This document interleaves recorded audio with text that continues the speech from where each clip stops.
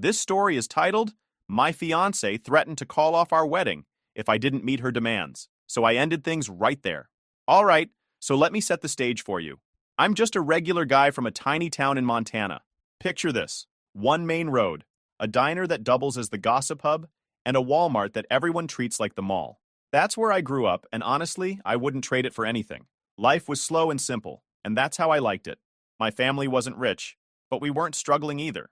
My dad ran an auto repair shop, and my mom worked part-time at the local diner while keeping us kids in line. They were old school, salt-of-the-earth kind of people. My dad used to say, "You don't spend money you don't have, and you don't borrow unless you're out of options." Mom was the same. If we couldn't afford something, we didn't need it. No whining, no shortcuts, just hard work and patience. Growing up, I learned how to save early. My first job was mowing lawns for neighbors in the summer, and instead of blowing the money on video games like my friends, I'd stash most of it away. By the time I graduated high school, I had a couple thousand saved up, which felt like a fortune at 18. College wasn't a big flashy deal for me either. I went to a state school nearby, working part-time at a hardware store to cover my expenses. My degree was in information technology, nothing glamorous, but it got me a steady job as a network technician after graduation. It wasn't the kind of job that makes people go, wow, but it paid well, and I didn't dread going to work. By the time I hit 31, I was living the life I thought I wanted. I had a little apartment, a 10-year-old pickup that still ran great, and a decent savings account. I wasn't into flashy stuff. I bought my clothes on sale, cooked most of my meals at home, and didn't care about keeping up with trends. Life was simple, and I was content. Now, I'll admit, my dating life was nothing to write home about. I'd had a few girlfriends over the years, but nothing serious. Most of them wanted to move to the city or live a lifestyle I couldn't and didn't want to afford. That was fine by me. I figured the right person would come along eventually, someone who liked the same simple life I did. And then came Tina. I met Tina at a friend's house. My buddy Jake had just moved into a new house, and he threw a little get-together to celebrate. I wasn't planning to meet anyone that day. I showed up in a flannel shirt and jeans, carrying a six-pack of soda, just looking to hang out with my friends. Tina walked in like she owned the place. She was wearing this flowy dress and sunglasses that looked like they cost more than my truck. She had this air about her, like she was used to being noticed. I remember thinking, she's way out of my league, but somehow we ended up talking. Turns out she was Jake's girlfriend's coworker, visiting from the city. I don't even remember how the conversation started, but I do remember being surprised at how easy it was to talk to her. She wasn't as intimidating as she looked. She laughed at my jokes and said she liked how laid back I was. Over the next few weeks, we kept in touch. Tina seemed different from the other women I'd dated. She told me she was tired of the city and loved how real everything felt in my town. She said she admired how I didn't try to impress anyone and how I seemed to know exactly what I wanted out of life. For a while, I believed her. Tina started visiting more often. She loved the quiet mornings when we'd sit on my porch drinking coffee, and she didn't seem to mind that I lived in a small, no-frills apartment. She even came fishing with me a couple of times, though she wasn't great at it. She laughed at herself when she tangled the line or dropped the bait, and I thought, this is it. She gets me. We dated for 2 years, and during that time, I thought everything was perfect. Sure, Tina had her moments. She'd occasionally complain about how boring the town was, or how she missed her favorite sushi place in the city, but she always followed it up with something like, "But it's worth it to be with you." To be honest, I should have seen the cracks forming. For example, Tina would always joke about how she couldn't wait for me to get a better truck. She'd laugh and say, "Imagine us pulling up to a fancy restaurant in this thing." At the time, I thought it was just her sense of humor. Now, I wonder if it was a hint of what was coming. Then, there was the way she'd talk about her life before we met. She'd drop casual comments about the designer clothes her parents used to buy her, or the fancy vacations she took as a kid. I didn't think much of it. I figured that was just her upbringing, and it didn't mean she was materialistic. But for every moment Tina spent being supportive and down to earth, there were little moments that made me pause. Like when she insisted we go to the nicest restaurant in town for our 1-year anniversary, even though she knew I was saving for a down payment on a house. Or when she rolled her eyes at the off-brand watch I bought her for her birthday, even though she said she loved it. Still, I ignored the red flags. I thought we balanced each other out, me being practical and her being more adventurous. I figured that's what relationships were about, meeting in the middle. So, when I decided to propose, I wanted it to reflect us, or at least what I thought us was. I spent weeks searching for the perfect ring. Instead of going to some big box jewelry store, I went to a small jeweler in town who made custom pieces. I picked out a beautiful gold band with a small, vibrant sapphire in the center. It wasn't massive, but it was unique and meaningful. I thought it captured Tina perfectly. Classy, but understated. The proposal itself was simple, just like I knew Tina would want. I took her out to the lake where we'd gone fishing on one of our first dates. It was a quiet, sunny afternoon, and we were sitting on the dock, feet dangling over the water. I pulled out the ring, said a few heartfelt words, and asked her to marry me. I really thought I'd nailed it. Everything about the moment felt perfect. Simple, heartfelt, and meaningful. She'd always said she loved that about me, how I didn't need to make a big show of things. So, when she teared up and said yes, hugging me like she never wanted to let go, I felt like the luckiest guy alive. At first, she seemed over the moon about the ring. She kept holding up her hand, twisting it in the light, and saying how much she loved it. "It's perfect," she said again and again. "No one else has anything like this. You really get me." The first week after the proposal was like living in a dream. Tina was telling all her friends about how thoughtful I was, and how much the ring meant to her. I'd catch her snapping pictures of it on her hand, sharing them with her best friends, and smiling like a kid who just got their favorite toy. She'd hug me out of nowhere and say things like, "You're amazing, you know that?" It made me feel like I'd done everything right. But then, slowly, little things started to make me wonder. For one, she was showing the ring to everyone. Her co-workers, her girlfriends, even her yoga instructor, but not to her family. It came up when we visited her parents for dinner about 2 weeks after the proposal. I'd assumed she'd be just as excited to show them as she was with everyone else, but she didn't even bring it up. When her mom asked, "So, let's see the ring," Tina hesitated, her hand instinctively going to her lap. "Oh, it's not really, she started, before finally holding it up with a forced smile. Her mom examined it, tilting her head. It's nice. Very different." "Yeah," Tina said quickly, slipping her hand back down. "It's unique, you know? Not your typical diamond." Her dad didn't even look up from his steak, but her mom gave me a tight smile and said, "Well, if you two are happy, that's all that matters." Tina didn't say much after that, and the ride home was quiet. I asked her if everything was okay, and she shrugged it off. "Yeah, it's just my mom. She's always weird about stuff like that." I didn't push it, but it nagged at me. Why did it feel like she was embarrassed? Then there was the local community center I suggested for the wedding. It's a beautiful space that's affordable and has a lot of character. I thought it would be perfect for us. Big enough to fit all our family and friends, but not so massive that it'd feel over the top. Plus, it had these gorgeous wooden beams and big windows that let in tons of natural light. I brought Tina to see it one Saturday, thinking she'd love it.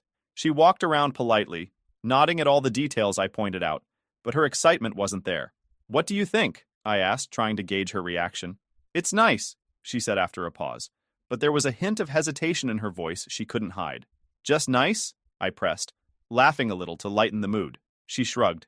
"I mean, yeah, it's fine. It's just, I don't know. It's not what I imagined, you know? But if it's what works, then that's fine." I felt a pang of disappointment. I'd been so sure this place would be a perfect fit for us, but her lukewarm response made me second-guess myself. Still, I told myself it was just a matter of adjusting expectations. Maybe she'd warm up to the idea once we started planning more details. After all, Tina kept telling me she loved how I kept things grounded and practical. That was part of what brought us together, or so I thought. There were other moments like that, little cracks in the perfect image she'd presented. One evening, when we were hanging out with her friends, one of them asked to see the ring. Tina held out her hand, and her friend gushed about how unique it was. "Oh my gosh, it's so you," her friend said. Tina smiled, but it was more subdued than usual. "Yeah, he really put a lot of thought into it," she said. Her tone was off, like she was trying to sound enthusiastic, but wasn't quite pulling it off. It felt like she was playing along for my benefit, and it left me with this gnawing feeling in the back of my mind. Still, I brushed it off. I figured maybe I was overthinking things. Wedding planning is stressful, right? Maybe she just had a lot on her plate. But as time went on, those little moments added up. Tina would rave about the ring and the proposal to some people, but downplay it with others, like she was trying to manage expectations depending on who she was talking to. I remember overhearing her on the phone with her sister one night. I wasn't eavesdropping, but I couldn't help catching snippets of the conversation. "Yeah, it's different," she said, her voice low. "Not what I expected, but no, I mean, it's fine.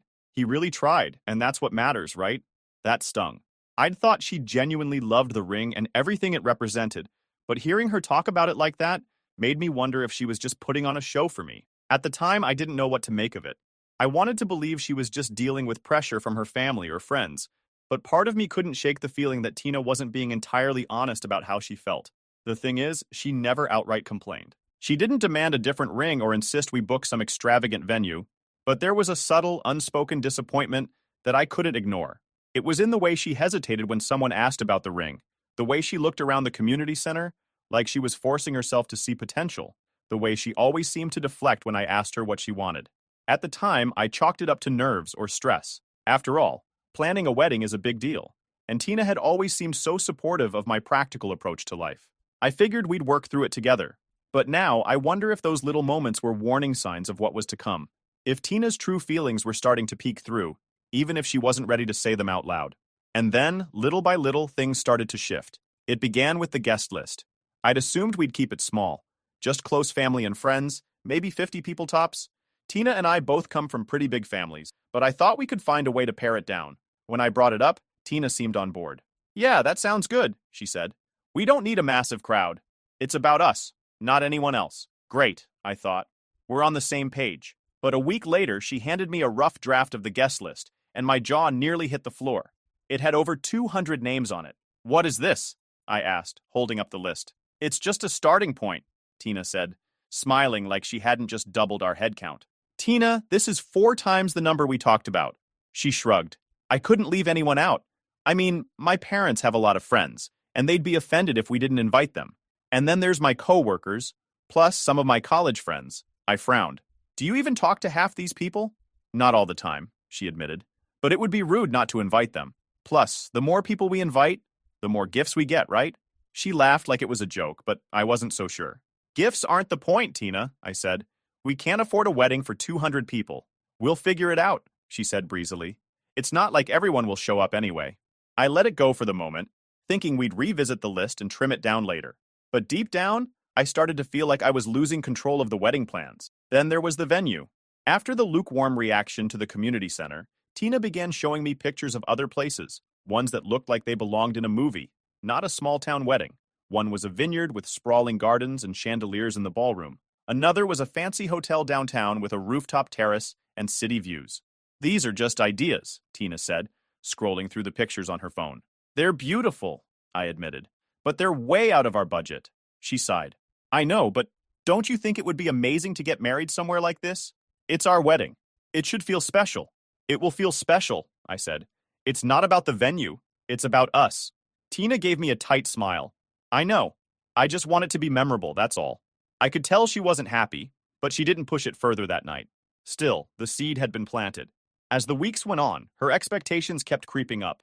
First, it was the guest list and the venue. Then it was the food. "What about a buffet?" I suggested one evening while we were going over catering options. "It's affordable and people can pick what they like." "Buffets are so casual," Tina said, wrinkling her nose. "Don't you think a plated dinner would be nicer?" "Sure, if we could afford it," I said. "But a sit-down dinner for 200 people would cost a fortune." "We don't have to go overboard," she said. "Just a couple of courses, maybe steak or salmon." "Tina, do you know how much that would cost?" "We'll figure it out," she said again, her favorite phrase lately. It was the same with the entertainment. I suggested hiring a DJ, someone local who could play a mix of our favorite songs. Tina wanted a live band. "DJs are fine for a birthday party," she said. "But this is a wedding. A live band would make it so much more elegant." "Do you know how expensive live bands are?" She sighed. "It's just an idea. I'm not saying we have to do it, but wouldn't it be nice?" Every conversation felt like this. Her suggesting something extravagant and me reminding her we couldn't afford it. She always said she understood, but I could tell she was disappointed. It wasn't anything she said outright, but it was in the way her smile would falter or how she'd change the subject. The turning point came when Tina casually brought up the idea of hiring a wedding planner. "I think it would help take some of the stress off us," she said one night while we were having dinner. "Tina, wedding planners are expensive," I said. "But they save you money in the long run," she argued. "They know how to negotiate with vendors and stuff." "I think we can handle it ourselves," I said. "It's not like we're planning a royal wedding." Tina gave me a look I couldn't quite read. "I just don't want to feel overwhelmed," she said quietly. I felt a twinge of guilt. Maybe I was being too rigid. Tina had a demanding job, and I knew she wanted the wedding to be special. Still, I couldn't shake the feeling that her idea of special was getting further and further from what we'd originally talked about. The final straw, at least for this chapter, came when I caught her scrolling through pictures of engagement rings on her phone. "Looking for ideas for someone else?" I teased, peeking over her shoulder. She quickly locked the screen and gave me a nervous laugh. "No, just browsing." "For what?" I asked, confused. Nothing, she said quickly. I didn't press her, but it stuck with me. Later that night, when she went to the bathroom, I couldn't resist sneaking a peek at her phone. The search history was full of diamond engagement rings and how to upgrade your engagement ring. I'd spent months saving for her ring, thinking it was exactly what she wanted. She'd told me how much she loved it, how thoughtful and unique it was. And now she was secretly looking for something bigger and flashier? I didn't say anything right away. I wanted to give her the benefit of the doubt, but it was hard to ignore the sinking feeling in my stomach. This was the moment I started to realize that the Tina I thought I knew, the one who loved my small-town values and didn't care about material things, might not have been entirely real. As time went on, Tina's true colors became harder and harder to ignore, starting with the bridal party. At first, Tina told me she wanted her bridesmaids to pick their own dresses within a certain color scheme. I thought that was thoughtful and practical. She'd always said she didn't want to burden her friends financially, but apparently that plan didn't last long. One night, she came home with a handful of bridal magazines and a Pinterest board full of ideas. "Look at these," she said, excitedly shoving the magazines in my face. I flipped through the pages, noticing the designer labels on every dress. "These are nice," I said hesitantly. "But they look expensive?" "Well, yeah," Tina said, as if it were obvious. "They're Vera Wang. You can't go wrong with a classic designer dress." For you or the bridesmaids?" I asked, already sensing where this was headed. "For the bridesmaids," she said casually, like it was no big deal. "Tina, those dresses are going to cost hundreds of dollars each," I said. "Are you sure your friends can afford that?" She shrugged. "They'll figure it out. It's one day, and it's important to me that everything looks cohesive. Plus, they'll have a beautiful dress they can wear again." "Tina, most people don't wear bridesmaid dresses again. It's not exactly practical." She rolled her eyes. "Why do you always have to be so negative? It's my wedding, and this is what I want. They'll understand." I didn't argue further, but the whole thing left a bad taste in my mouth. It wasn't just about the money. It was the way she seemed to expect her friends to bend over backward for her, no matter what. The next blow came with the bachelorette party. I thought she'd do something simple, like a night out with her friends, or a weekend at a cabin. But Tina had other ideas. "We're going to Miami," she announced one evening, grinning from ear to ear. "Miami?" I repeated, stunned. "Yeah, a long weekend on the beach with my girls. It'll be so much fun." "That sounds expensive," I said carefully. "Well, yeah," she said with a laugh. "But it's a once-in-a-lifetime thing. They'll understand." "Did you talk to your friends about it?" "Not yet," she admitted. "But I already booked the villa. They'll figure it out." "Tina, what if some of them can't afford it?" "Then they're not real friends," she said flatly. "If they cared about me, they'd make it work." I couldn't believe what I was hearing. This wasn't the Tina I thought I knew, the one who said she loved my simple, practical approach to life. It was like she'd transformed into a completely different person, someone who cared more about appearances and extravagance than the people around her. But the worst was yet to come. One evening, Tina sat me down and told me she'd been talking to her parents about the wedding budget. I braced myself, knowing this conversation wasn't going to go well. "So," she began, "my parents think we should really consider taking out a loan to make sure we have the wedding we deserve." I blinked, trying to process what she'd just said. "A loan? For the wedding?" "Yeah," she said, like it was the most reasonable thing in the world. "It's not like we can't pay it off later. It's just to make sure everything is perfect." "Tina, we've talked about this. I don't want to start our marriage in debt." "It's not that big of a deal," she said, waving me off. "Everyone does it." "No, they don't," I said firmly. "And even if they did, I'm not doing it. I've worked hard to stay out of debt, and I'm not about to ruin that for one day." Tina's expression hardened. "You're being so selfish," she snapped. "This is supposed to be the happiest day of our lives, and you're acting like it's a chore." "I'm not being selfish," I said, trying to stay calm. "I'm being practical. We don't need to spend a fortune to have a beautiful wedding." She crossed her arms and glared at me. "Maybe you don't care about having a beautiful wedding, but I do. And if you loved me, you'd understand that." That hit me like a ton of bricks. I couldn't believe she was pulling the "if you loved me" card over something as ridiculous as taking out a loan for a wedding. "Tina, this isn't about love. It's about being responsible. I'm not going into debt for this. And that's final." She didn't say anything, just stood up and stormed out of the room. For the next few days, we barely spoke. Tina was clearly furious with me, but I wasn't backing down. I'd made my stance clear, and I wasn't going to let her guilt me into changing my mind. Then, as if to twist the knife further, she started involving my family. One night at dinner, my sister Becca pulled me aside. "Hey," she said, "I was talking to Tina, and she mentioned you've been, a little stubborn about the wedding plans." "Stubborn?" I repeated, annoyed. "She just wants to make it special. Becca said. You know how much this means to her. Don't you think you could loosen up a little? Loosen up? I said, my voice rising. She wants me to take out a loan, Becca. A loan? For a wedding, Becca frowned.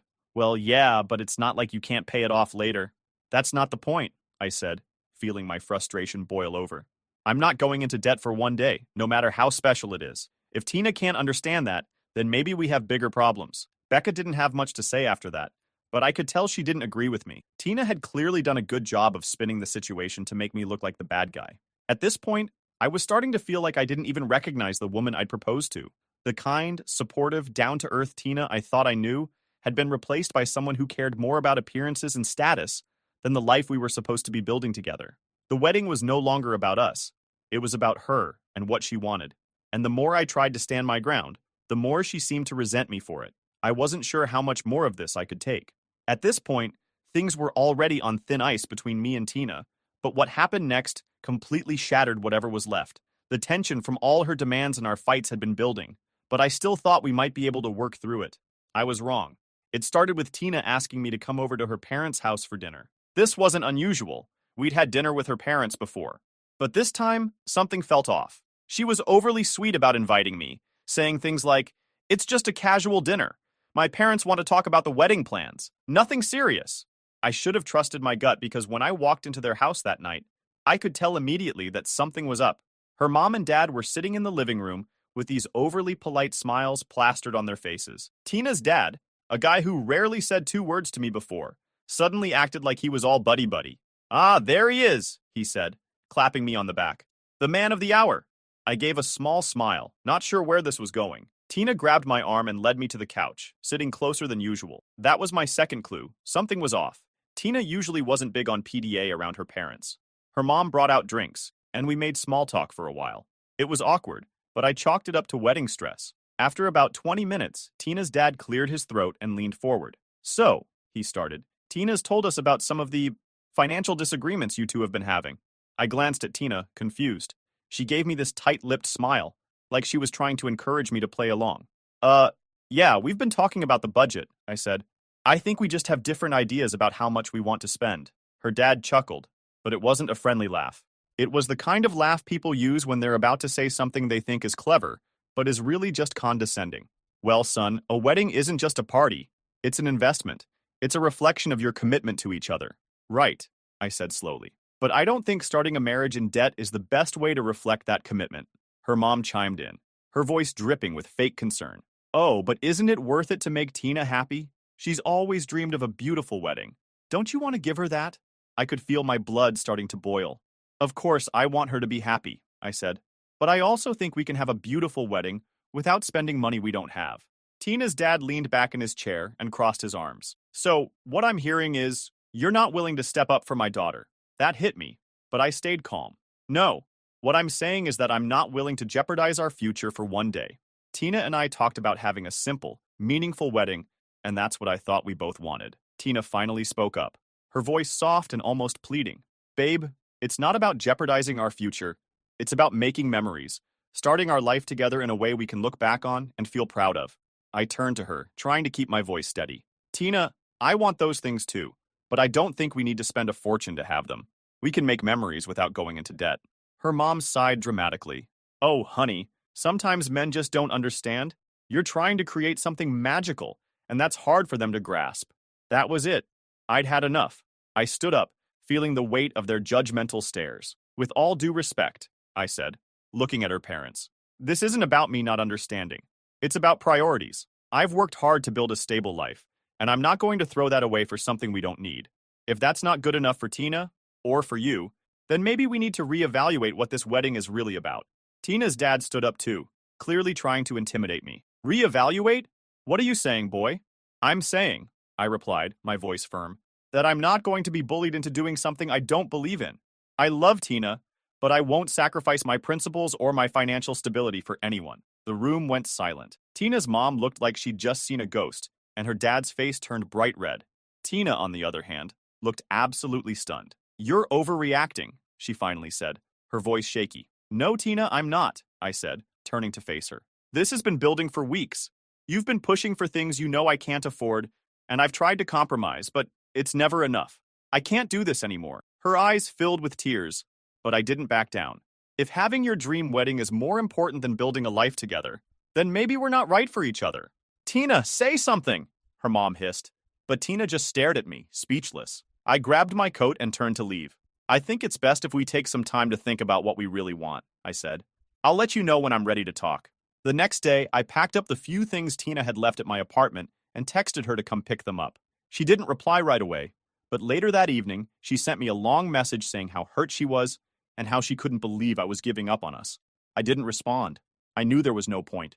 This wasn't about giving up. It was about refusing to be manipulated into something I didn't believe in. Standing my ground wasn't easy, but it was the right thing to do.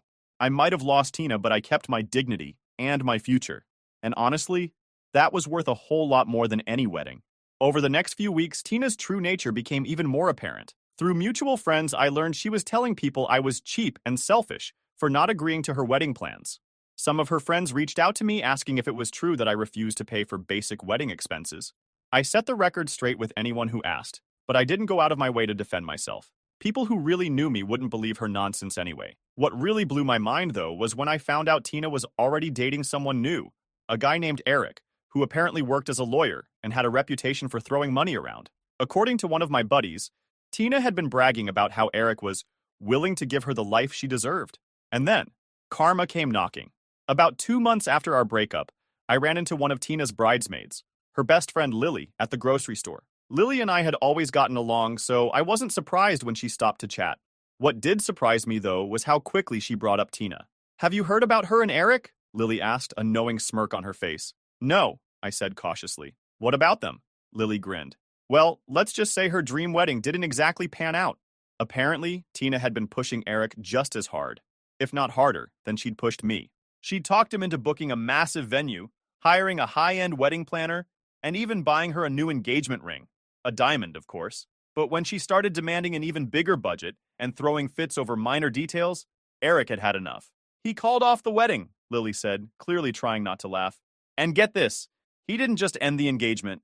He dumped her entirely." I couldn't help but feel a little vindicated. I'd tried to tell Tina that her priorities were out of whack, but she wouldn't listen. Now she was facing the consequences of her action. Lily leaned in closer, like she was sharing a juicy secret. "She's been telling everyone he was a jerk, and that he led her on. But between you and me, she did this to herself." I thanked Lily for the update and went on with my shopping, feeling lighter than I had in weeks. Over the next few months, I threw myself into improving my life. I eventually bought a cozy little cabin just outside of town. It was exactly the kind of place I'd always dreamed of. Quiet, peaceful, and mine. Every now and then, I'd hear snippets about Tina through mutual friends. Apparently, she was struggling to find someone willing to meet her sky-high expectations. She'd gone on a few dates, but nothing ever lasted. One of my buddies joked that she'd probably end up marrying her credit card if it had a high enough limit. Looking back, I'm grateful